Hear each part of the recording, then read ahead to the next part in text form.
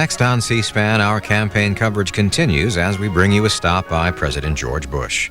Mr. Bush began election eve with a rally in Madison, New Jersey, which is in the north-central part of the state. New Jersey has 15 electoral votes and has voted for the Republican presidential ticket in every election since 1964. President Bush carried the Garden State by 13 percentage points 4 years ago. Registered Democrats do outnumber Republicans by a 3-2 margin. We will now bring you the president's campaign appearance in Madison, New Jersey.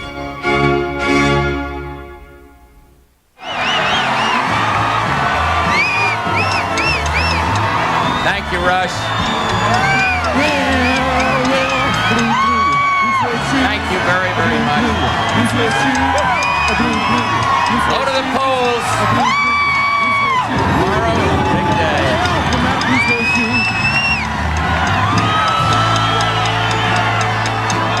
Thank you very much. Thank you so much. Here we go for the last day. Thank you all. Thank you so very much. Thank you, and may I start by thanking Rush Limbaugh. And last night, you know, Governor Clinton was at the Meadowlands with Richard Gere and other Hollywood liberals. Yeah! Well, here's a good deal for you. Let Governor Clinton have Richard Gere, and I'll take Rush Limbaugh any day. May I salute Governor Tom Kean, and there's a great nostalgia in the state wishing they had Tom Kean back because they don't like the tax and spend policies of Governor Florio. My friend Dean Gallo, great congressman, and Mayor Capon and Jeannie Littell, and a Madison High School and Chatham High School bands. That's just great to have them here. You know, you've seen some strange reports yesterday or day before. They had Governor Clinton talking about his inaugural parade. My advice is put the parade on hold, Governor, because I am going to win this election tomorrow.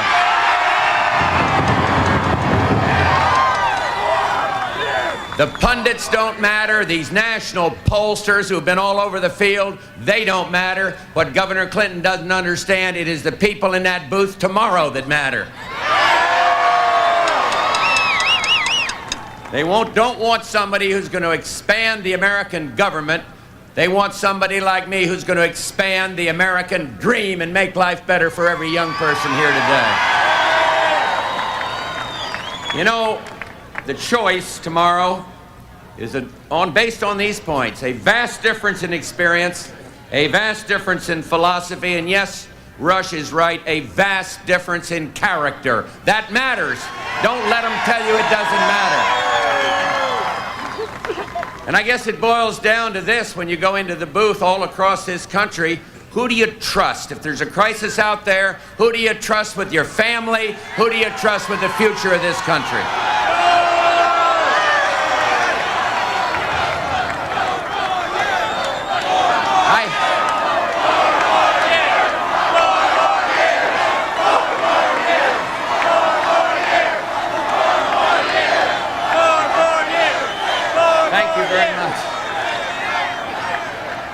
I had planned to ruin part of this rally by talking about the Arkansas record, but believe me, I won't do it to you. I won't do it to you. But I will say this. I remember coming to New Jersey. I don't give them hell. I just tell the truth, and they think it's hell. You know, it's like Truman said. But let me point this out. Governor Clinton has the 50th record. 50 out of 50 at the bottom in environmental initiatives. I came to this state 4 years ago and said, we're going to clean up those beaches, we're going to stop ocean dumping, we're going to get a Clean Air Act. We got a good record on the environment, and Governor Clinton has the 50th in the entire country down there in Arkansas. And as we approach the environment, we ought not to go to the extreme like Ozone Man does. He's backtracking so fast he looks like the guy on a unicycle we just saw, going backwards. We got to have a little more concern about the working man and the working woman in this country and still be good for the environment, and that's what we've been. You know, 48th in a percentage of adult with high school diplomas, 48th in spending on corrections, 46th on teacher salaries, 45th on the overall well-being of children. Then Governor Clinton gets up and says, I will do for America what I've done for Arkansas. No way, Bill. No way.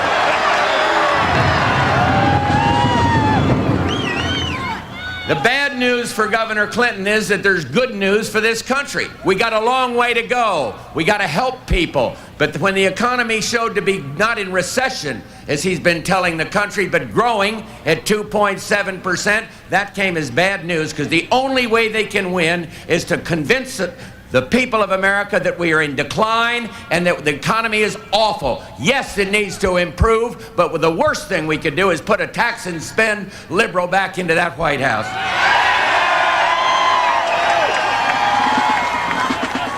You know, in this campaign, Governor Clinton said, well, I'm a different kind of Democrat, especially on the economy.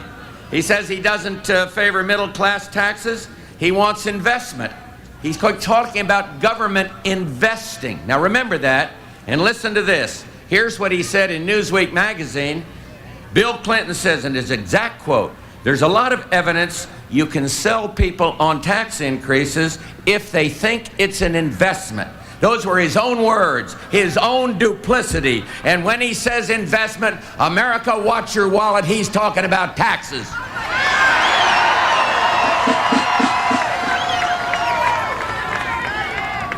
Yeah, you got plenty of that message right here in New Jersey. Deja vu all over again with Jim Florio. Higher taxes, more spending, economic stagnation. We're going to change all that. When Bill Clinton's blowing that taxophone, middle-class Americans be singing the blues. We just can't let that happen to the United States. Governor Clinton says he's a candidate of change. What he means by that is he wants, and this is his numbers, I want to tax $150 billion more. I want $220 billion more in new spending. You talk about trickle down. That is trickle down government. Take it from you and let government spending. We cannot do that. And I would remind America what it was like the last time we had a man coming in with exactly the same approach. When Jimmy Carter left office just before, we had inflation at 15%. We had interest rates at 21%. 21%. We had the misery index at 20, and America was then in decline till Ronald Reagan and I came along and straightened it out and gave hope for this country. And the way we're going to do that, New Jersey's a great export state. We are going to create more American jobs by selling the best product in the world, made in American products, overseas. We're going to open these foreign markets. And it is small business that creates the jobs. And instead of putting the money in government, how about a little tax relief for the people along Main Street? How about less taxes, less regulation, less lawsuits? We need legal reform. We are suing each other too much in this country and caring for each other too little. And the trial lawyers won't let the slippery one do anything about it at all. They won't let him do anything about it at all. The head trial lawyer in Arkansas said he's never been for reform. And we are going to reform it so doctors can practice medicine, Little League coaches can coach, Good Samaritans along the highway can help their fellow man without fear of a crazy lawsuit. Health care, we've got the best plan. Make insurance available to all, but do not let the government screw around with the quality of health care in this country.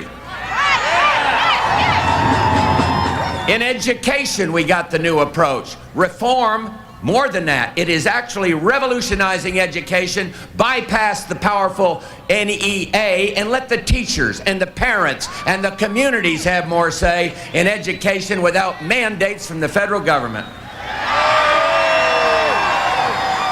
And beside that, one way to make all schools better is for parents to have the choice of whatever school they want, private, public, or religious. Give them competition and give those parents a needed break. And crime, let me be clear where I stand on that one. I support the men and women who are out there in our neighborhoods every single day trying to fight against the criminal elements. And I'm talking about the police, the local police, the state police, whoever it is. I support the police officers and not the criminals. You know, we need more, I think, of Dean Gallo here and what he's doing for the victims of crime. He's been a leader in that Congress for that. And I believe we need more sympathy for the victims of crime and a little less for the criminals themselves. And they talk about getting the deficit down with this new Congress, and there's going to be over 100, maybe 150. You know why they're going there? Because the leadership that's controlled the Congress for 38 years has messed it up so bad they can't even run a two-bit bank. Say nothing about a tiny little post office. They're going to clean house, and with them will come a lot of new members of Congress. And when that happens, how about this to protect it? How about protecting the taxpayers with this? A balanced budget amendment? A taxpayer checkoff so the taxpayer gets to allocate 10% of his taxes to making the Congress bring that deficit down? A line item veto so the president can do what they do.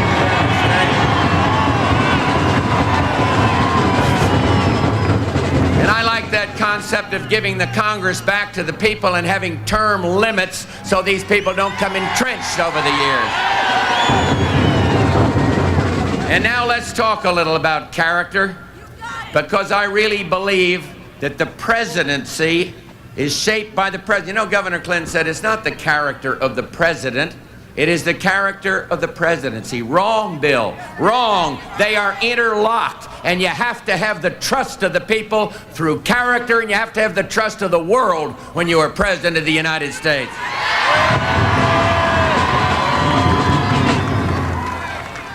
You know, I quoted Horace Greeley in one of the debates, and here's what he said. He said, fame, and think about this now, fame is a vapor, popularity an accident, riches take wing, only character endures. And that is so true, and I think it is especially true of the presidency. It matters not just because of the plans you make, but the crises that you never foresee.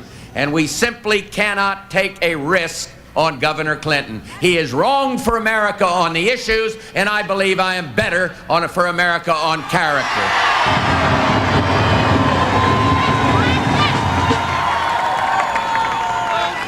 He goes after me. He goes after me with a vengeance. And let me tell you something. I'm not the guy who invented the word slick. I did say slippery when wet. I'll stand with that. But I did not say slick. That came from the primary. That came from his own hometown newspapers. And so I am going to say, let them speak for them. I'll speak for me. I will be a better president for the young people in this country for 4 more years than Governor Clinton ever would. And here's why. Here's why.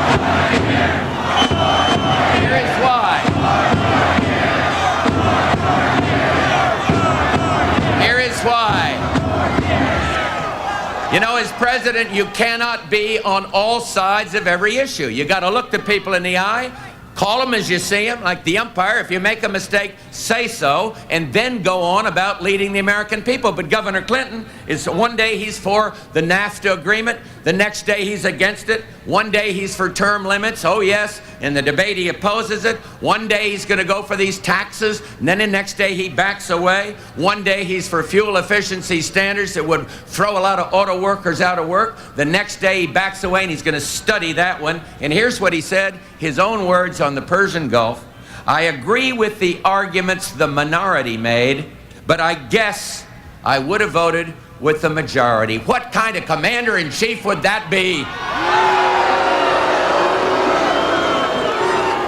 And in spite of the harassing from the media, listen, I got to define the ground rules on the media. I love these signs: annoy the media, re-elect Bush.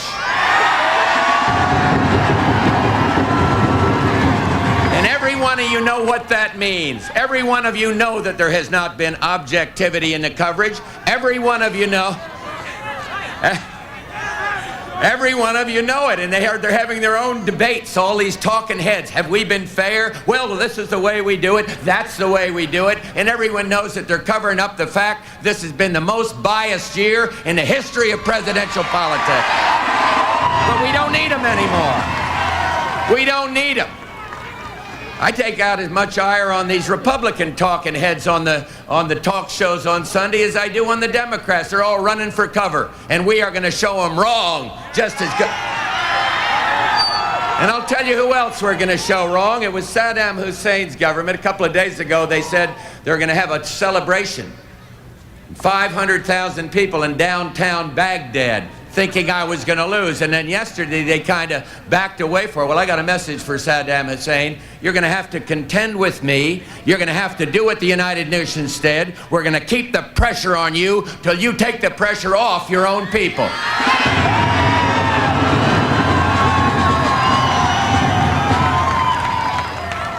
And so here it is. Here is what's going to determine this election. Yes, it is trust, and yes, it is character, because look, we've come a long way. These kids in these bands go to bed at night without the same fear of nuclear war as their mothers and dad had. That is dramatic change. It is worldwide change, and we help bring it about. But here's the problem.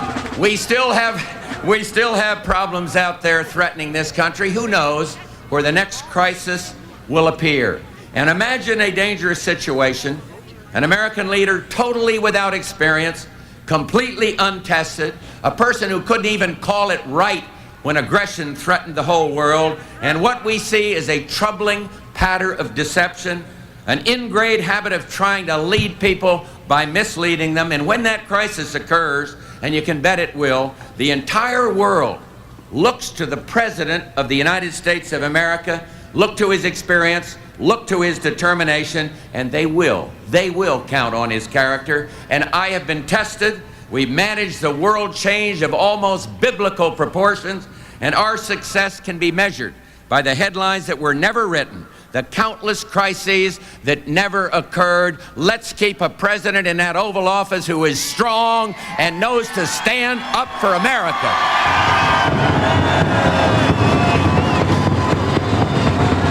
You know,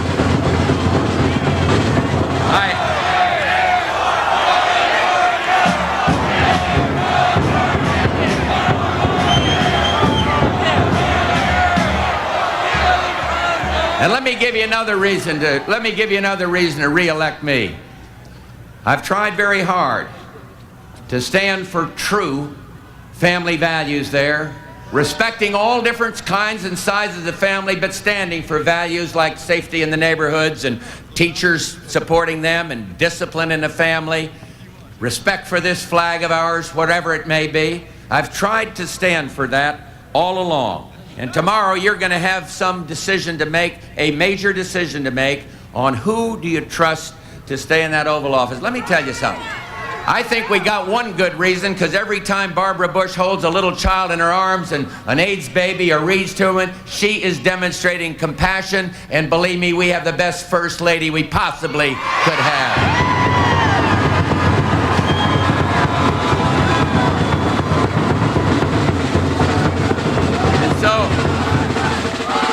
I know it's unfashionable.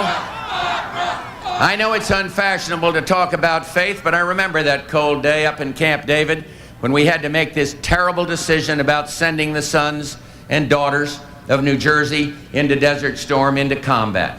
And my experience in combat, the pride I felt in wearing the uniform of this country, made a difference in how I made that decision.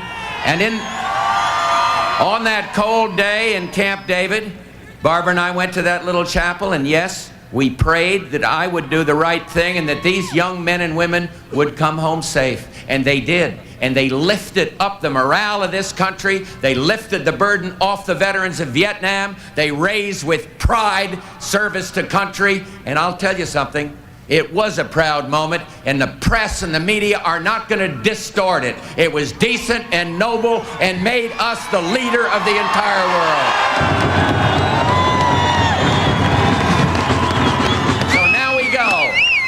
the last day I will ever campaign for myself for President of the United States or anything else. And I can't tell you what this crowd means, so just take this enthusiasm and go to the polls, take your neighbor, get that local 172 mobilized. You talk about good, decent, hard-working Americans. Fantastic. Get them to the polls, vote for trust and character and lifting up this country, and don't let Governor Clinton win based on the country in decline. Look, we are the United States of America. We are the envy of the world. We are one nation under God, the world leader. Don't let them forget it. Vote for George Bush, and thank you all very much. And may God bless our great country. Thank you very much.